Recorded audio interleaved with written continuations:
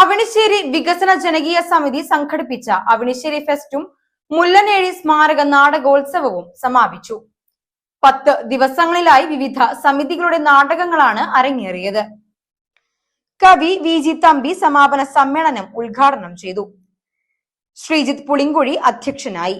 ജില്ലാ പഞ്ചായത്ത് അംഗം C.K. വിനോദ് മുഖ്യാതിഥിയായി.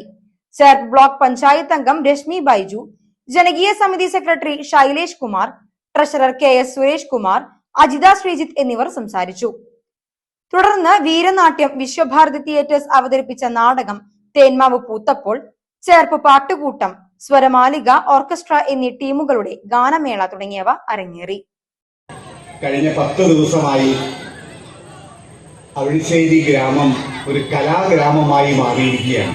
ഒരു കലാഗ്രാമം എന്ന് നിശ്ചയം പറയാവുന്ന വിധത്തിലുള്ളതായ കലയുടെയും സൗന്ദര്യത്തിന്റെയും ഒക്കെ തന്നെ ഒരു കേന്ദ്രമായിട്ട് ഈ ഗ്രാമം മാറിക്കഴിഞ്ഞിട്ടുണ്ട്.